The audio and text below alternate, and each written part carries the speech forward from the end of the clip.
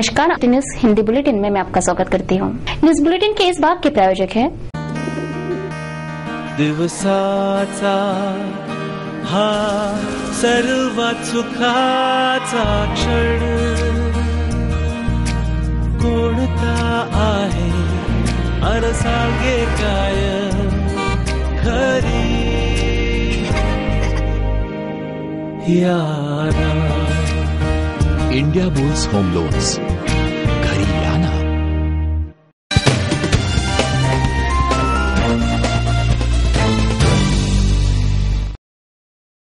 अब देखते हैं संपूर्ण समाचार विस्तार से। पद्मश्री प्रभाकर राव वैद्य इनका भव्य नागरिक सम्मान शुक्रवार की शाम एचयूपीएम के प्रांगण में संपन्न हुआ। भाजपा के राष्ट्रीय अध्यक्ष नितिन गडकरी, प्राध्यापक बीटी देशमुख, समाज सेवी गिरीश गांधी सहित कई मान्यवर इस सत्कार समारोह में उपस्थित थे। श्री हनुमान व्यायाम प्रसारक मंडल के प्रधान सचिव पद्मश्री प्रभाकर राव वैद्य इनका हाल ही में हृदय स्पर्शी सम्मान किया गया। एक ओर जहां शिक्षा का पूरी तरह व्यवसायीकरण हो चुका है, वहीं दूसरी ओर हनुमान व्यायाम प्रसारक मंडल देसी खेलों के साथ ही उच्च शिक्षा के क्षेत्र में समर्पित भावना से कार्य कर रहा है। देश के निर्माण में युवाओं की महत्वपूर्ण भूमिका है। सही मायने में एचयूपीएम के कार्य ये एक मिशन है और इसके लिए प्रभाकर राव वैद्य जैसी शख्सियत का समर्पण महत्वपूर्ण है। ऐसे प्रशंसोद्गार भारतीय जनता पार्टी के राष्ट्रीय अध्यक्ष नितिन गडकरी ने इस भावपूर्ण सत्कार समारोह के वक्त व्यक्त किए।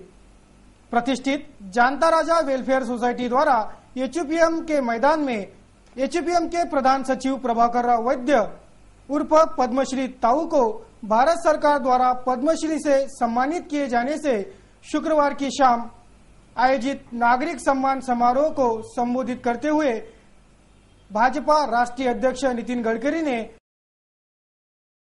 माझी आई अमरावतीची, तिचा जन्म नमुन्यात झाला आणि त्यामुळे दर उन्हाळ्यात सुट्टीच्या वेळी मी अमरावतीला यायचे आणि हाफ चड्डीमध्ये ज्यावेळी हनुमान व्यायामशाळेच्या मागच्या दरवाजाने देवीच्या मंदिरात दर्शन घेऊन बाहेर निघायचो तेव्हा इथे खूप मुलं खेळताना दिसायचे।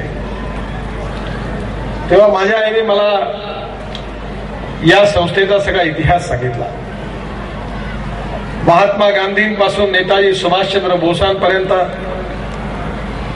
क्रांतिकारक राजगुरू यांच्यापर्यंत या सगळ्यांचा कसा सहभाग होता आणि या संस्थेने कसं कार्य उभं केलं याचा गौरवाने मी विद्यार्थी असताना माझ्या आईने मला सगळा इतिहास सांगितला। त्यामुळे मला या हनुमान व्यायाम प्रसारक मंडळाबद्दलचं आकर्षण माझ्या मनात लहानपणापासून होतं। मी माझ्या आजपर्यंतच्या आयुष्यात कुठलीच शिक्षण संस्था काढली नाही आणि कुठल्याही शिक्षण संस्थेचा मी पदाधिकारी नाही, कारण विना अनुदान हे शिक्षण विभागाचं औद्योगिक धोरण आहे असं माझं समज आहे।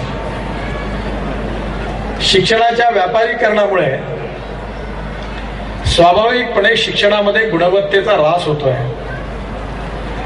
शिक्षणाचं सार्वत्रिकरण झालं पाहिजे, पण त्याचबरोबर शिक्षणाची गुणवत्ता देखील वाढली पाहिजे। हनुमान व्यायाम प्रसारक मंडळ ही एक मिशन आहे, ही व्यावसायिक दृष्टिकोनातून चालणारी शिक्षण संस्था नाही आणि म्हणून या संस्थेच्या जवळपास 100 वर्षाच्या इतिहासामध्ये या संस्थेने केवळ अमरावती जिल्ह्यात नाही, विदर्भात नाही, महाराष्ट्रात नाही, तर देशात देखील एक गौरवाचं आणि सन्मानाचं स्थान प्राप्त केलेलं आहे। आणि या संस्थेचे जनक म्हणून निश्चितपणे आपल्या सर्वांना या संस्थेच्या या कार्यामुळे प्रभाकरांचा आणि संस्थेचा यथोचित अभिमान आहे, गौरव आहे। कुठलीही संस्था असेल, कुठलीही संघटना असेल, कुठली इन्स्टिट्यूट असेल, कुठली कंपनी असेल किंवा कुठलाही राजकीय पक्ष असेल, तर त्याला 5 गोष्टी आवश्यक असतात। एक, नेतृत्व असायला पाहिजे। 2, नेतृत्वामध्ये काय काम करायचं आहे त्या कामाची विकासाची दृष्टी आवश्यक आहे। 3, निर्णय घेण्याची क्षमता असली पाहिजे। आणि 4थी गोष्ट की काम करत असताना समाजाबद्दल आणि देशाबद्दलची कटिबद्धता आणि संवेदनशीलता असली पाहिजे। आणि हे सगळं करत असताना जे काम आपण करतो आहे, ज्या सहकार्यांना घेऊन करतो आहोत, त्या कार्यकर्त्यांमध्ये सांघिक भावना आणि टीम स्पिरिट असलं पाहिजे. ही 5 निकष तुम्ही कुठल्याही संस्थेला लावा.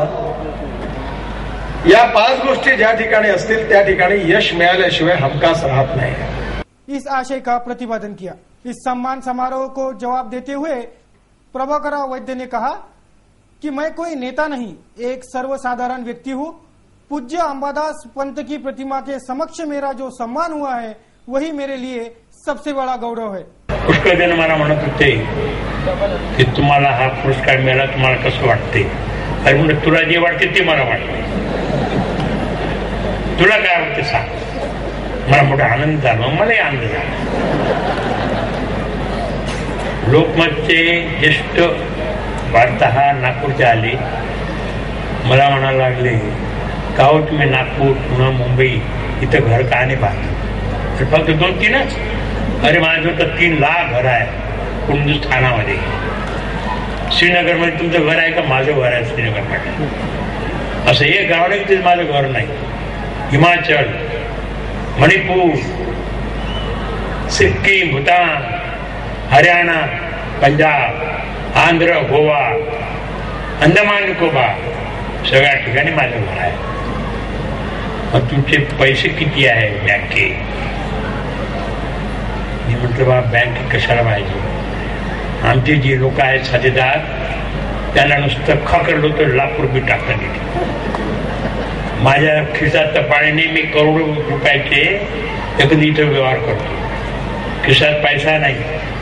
आमच्या वडिलांनी मला सांगितलं बँकेत पैसा ठेवायचा नाही, उडव पैसा, जमिनी घे, व्यायामशाळा बांध, साहित्य आण आणि आमच्या गरीब पोरांसाठी त्याचा उपयोग कर.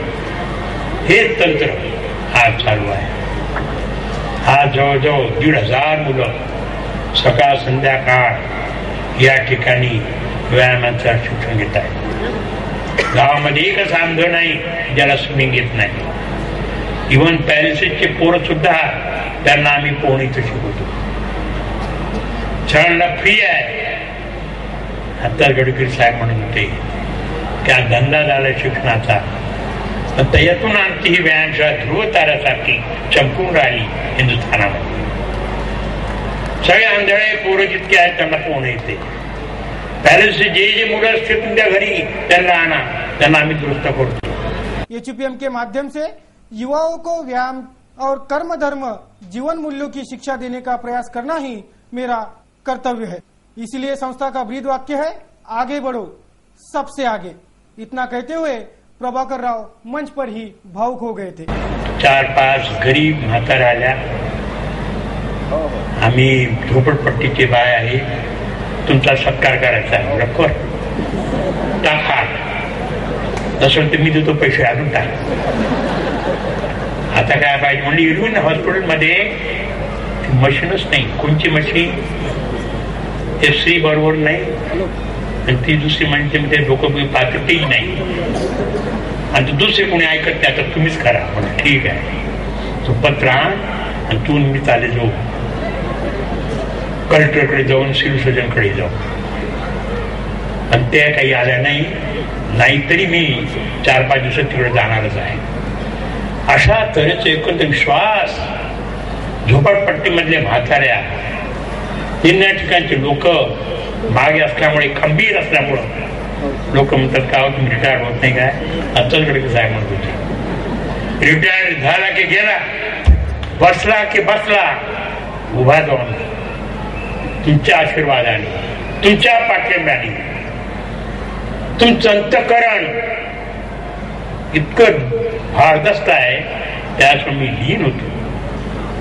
लोक म्हणतात लोकांना पुण्यामध्ये कपडा बांधा, इथं कपडाच बांधत नाही.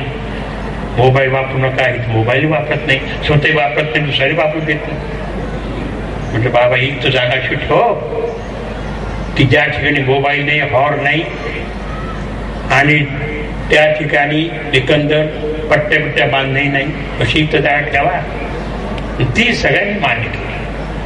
खूप गर्दी, रोज 3,000 लोक येतात सकाळ संध्याकाळी. आनंद वाटतो. संध्याकाळी लोक म्हणतात तुम्हाला कंटाळा नहीं येत काय? और म्हटलं हेच काय जिंदगी. नागपुर से पधारे समाज सेवक गिरीश गांधी ने भी प्रभाकर राव वैद्य के कार्य प्रणाली के चलते एचयूपीएम राष्ट्रीय इतिहास रचने वाली संस्था बन रही है, ऐसा प्रतिपादन किया। अमरावती की भूमि सांस्कृतिक भूमि है। वैद्य को पद्मश्री से सम्मानित किया गया है। इससे युवाओं को ऊर्जा मिलेगी तथा उनके भीतर समाज के प्रति कुछ करने की भावना निर्माण होगी, ऐसा भी प्रतिपादन गिरीश गांधी इन्होंने इस वक्त किया। इसके बाद पद्मश्री प्रभाकर राव वैद्य इन्हें भाजपा के राष्ट्रीय अध्यक्ष नितिन गडकरी चांदी की गदा भेंट देकर उनका भावस्पर्शी सम्मान किया गया। महानगर के कई गणमान्य मान्यवर इस सम्मान समारोह में प्रमुखता से उपस्थित थे। प्रभाकर राव वैद्य की वजह से पद्मश्री पुरस्कार का ही सम्मान हुआ है, ऐसा मान्यवरों का कहना है। विधायक रवि राणा इनका 32वां जन्मदिन स्वाभिमानी परिवार की ओर से बड़े धूमधाम से मनाया गया। शनिवार की सुबह अंबादेवी मंदिर में सहपत्नी पहुंचे विधायक राणा ने अंबादेवी को महाआरती कर आशीर्वाद लिया। बडनेना निर्वाचन क्षेत्र के विधायक रवि राणा का 32वां जन्मदिन शनिवार को बड़े धूमधाम से मनाया गया। 32वें जन्मदिन के अवसर पर शनिवार की सुबह विधायक रवि राणा, सौ नवनीत राणा एवं स्वाभिमान परिवार के ओर से अंबादेवी मंदिर में महाआरती कर विधायक रवि राणा ने सहपत्नी अंबादेवी का आशीर्वाद लिया। उसके बाद विभिन्न सामाजिक और शैक्षणिक कार्यक्रमों की शुरुआत की गई। स्थानीय सांस्कृतिक भवन में स्कूल छात्राओं के लिए आयोजित करियर गाइडेंस शिविर, चित्रकला स्पर्धा, रंग भरण स्पर्धा, अपंग छात्राओं को तिपहिया साइकिल प्रदान समारोह आदि सामाजिक एवं शैक्षणिक कार्यक्रम संपन्न हुए। ये समारोह विधायक रवि राणा, सिटी चैनल के प्रधान संपादक चंदू सोजतिया, स्वाभिमान की महिला अध्यक्ष ज्योतिताई सैरेसिया आदि मान्यवरों का प्रमुख उपस्थिति में यह समारोह संपन्न हुआ। विधायक रवि राणा, चंदू सोजतिया और मान्यवर अतिथियों को इस समारोह में शाल श्रीफल से सम्मान किया गया। सांस्कृतिक भवन में चित्रकला स्पर्धा और रंग भरण स्पर्धा को छात्राओं का भारी प्रतिसाद मिला। उसके पश्चात जन्म दिवस के मौके पर आयोजित विभिन्न सामाजिक एवं शैक्षणिक कार्यक्रमों में शिरकत की। समय हो चुका एक ब्रेक का, तुरंत लौटते हैं कुछ खास खबरों के साथ।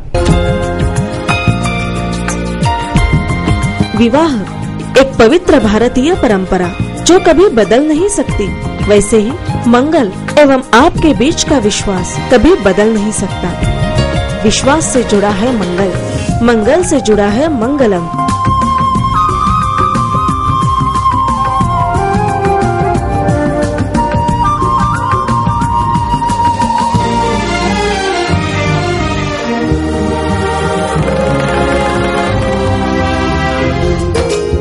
परंपरा और विश्वास का संगम, मंगल वस्त्रालय एवं मंगलम, जयस्तंभ चौक, अमरावती।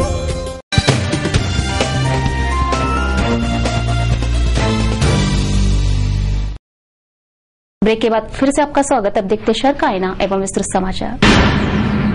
भातकुली की जिला परिषद कन्या स्कूल के पुरानी इमारत में पड़ा 1 टन से ज्यादा चावल जब्त किया गया। शुक्रवार की सुबह जब्ती की कार्रवाई हुई। इस कार्रवाई से शालेय पोषण आहार के बड़े पैमाने पर कालीबाजारी हो रही है, ये खुलकर सामने आया। भातकुली के जिला परिषद कन्या स्कूल के पुरानी इमारत में 1 टन से भी ज्यादा चावल खराब हो रहे हैं, ऐसे अवस्था में पाया गया। ये बात उजागर होते ही ये भी उजागर हुआ कि शालेय पोषण आहार के नाम पर स्कूलों को दिए जाने वाले राशन की कालाबाजारी बड़े पैमाने पर हो रही है।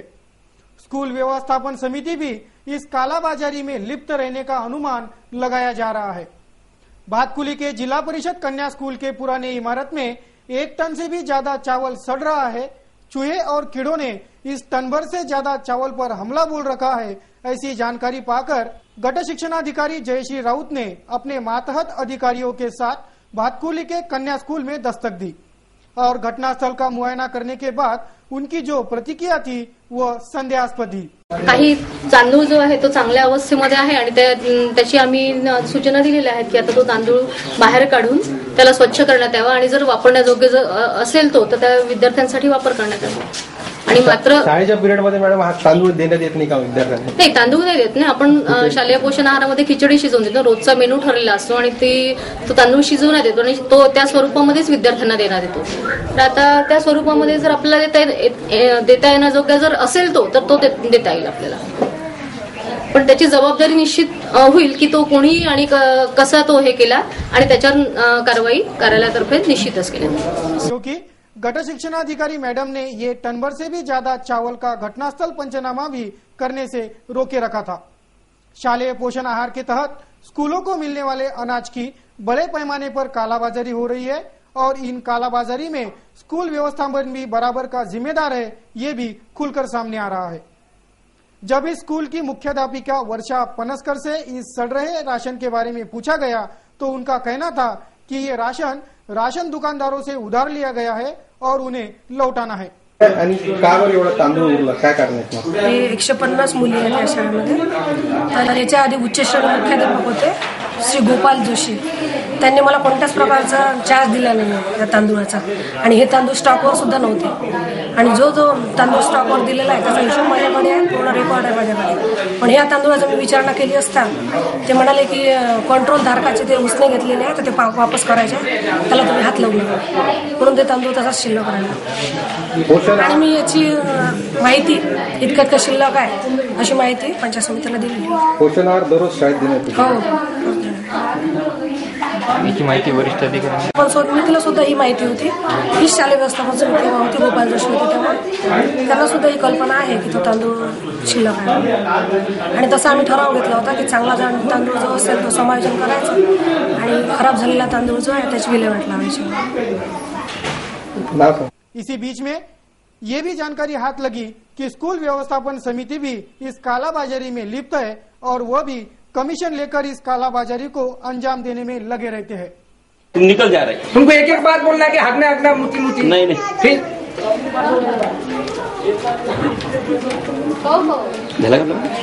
पर इस बार उन्हें कमीशन नहीं मिला, इसलिए ये घटना उजागर की गई। ऐसी चर्चा इस वक्त पूरे भातकुली परिसर में थी। यांच्या सांगण्यावरून असं म्हणतात की बा 100% उपस्थिती आहे मुलांची, मग हा तांदूळ उरला कसा, याचं कुठेतरी लेखजोग असायलाच पाहिजे ना। मग त्याच्याशिवाय आम्ही याचं कसं समजावं। आणि आता सदर म्हणजे आम्ही शासनासंदर्भात या संदर्भात सर्व म्हणजे पत्रव्यवहार करून आलोय आणि हे या तांदूळाची विल्हेवाट करून राहिले। इच्छे पोते घेऊन जा, तिचे पोते घेऊन जा, समितीला सांगायला पाहिजे ना, विश्वासात घ्यायला पाहिजे ना, ह्या सर्व गोष्टी एकमेव व्हायला पाहिजे। यासाठी या तांदूळाची कुठेतरी विल्हेवाट लागाव हीच आमची अपेक्षा आहे। श्री कोबरगडे येऊन त्यांनी 20 तारखेला सदर शाळेमध्ये ज्यादा तांदूळ असल्याचे सांगितले। त्यानुसार मी दिनांक 26 रोजी व्हिजिट दिली व सदर रूम मध्ये किती तांदूळ आहेत तो तपासून पाहिला।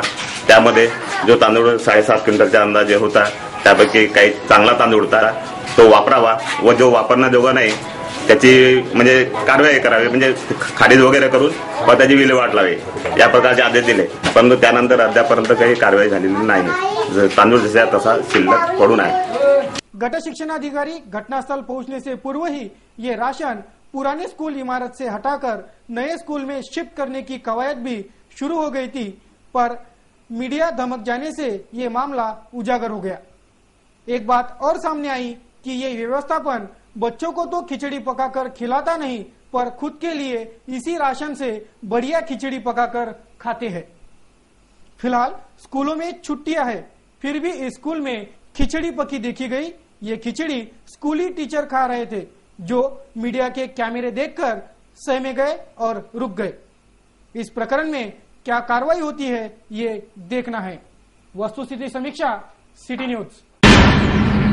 जन लोकपाल की तर्ज पर राज्य में लोकायुक्त बिल पास कराने की मांग को लेकर आगामी 1 मई से शिरडी से राज्यव्यापी दौरे से श्री गणेश करने वाले हैं। समाज सेवक अन्ना हजारे की 18 मई को आयोजित सभा श्री हनुमान मैम प्रसारक मंडल में होगी। आज का सुविचार कहता है, एक उदार हृदय शीघ्र ही अमूल्य हृदय बन जाता है। अब नजर डालते हैं कुछ मुख्य खबरों पर। मनपा मराठी स्कूल शेगांव तथा स्वर्गीय भावराव गोसावी बहुउद्देशीय शिक्षण संस्था के संयुक्त तत्वाधान में 7 दिवसीय छंद संस्कार शिविर का आयोजन किया गया।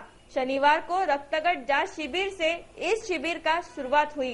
रिपाई के रामेश्वर अभ्यंकर, प्राध्यापिका सौ सुलभा अडकने, नगर सेवक प्रदीप धांदे सहित कई मान्यवरों इस वक्त प्रमुखता से उपस्थित थे। आगामी 7 दिवसीय ये छंद संस्कार शिविर जारी रहेगा। रक्तदान शिविर, योगासन आदि कार्यक्रम इस 7 दिवसीय शिविर में होंगे।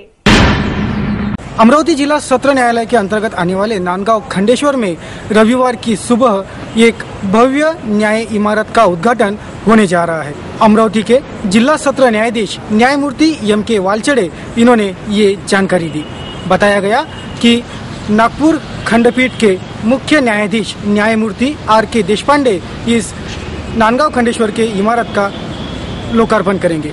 ये लोकार्पण समारोह में कई गणमान्य मान्यवर भी सहभागी होंगे, ऐसी जानकारी भी जिला व सत्र न्यायाधीश न्यायमूर्ती M.K. वालचड़े इन्होंने सिटी न्यूज को दी। नवीन इमारतीचं काम सुरू झालं आणि मार्च 2012ला ही बिल्डिंग या इमारतीचं बांधकाम पूर्ण झालं आणि इमारतीचं बांधकाम पूर्ण झाल्यामुळे ही या इमारतीचा लोकार्पण सोहळा आपण उद्या सकाळी 10 वाजता नांदगाव खंडेश्वर येथे ठेवले। देखते क्या कहते आज का कार्टून कोना। अमरावती जिल्ह्याचे पालक। एक नजर मौसम की खबरों पर।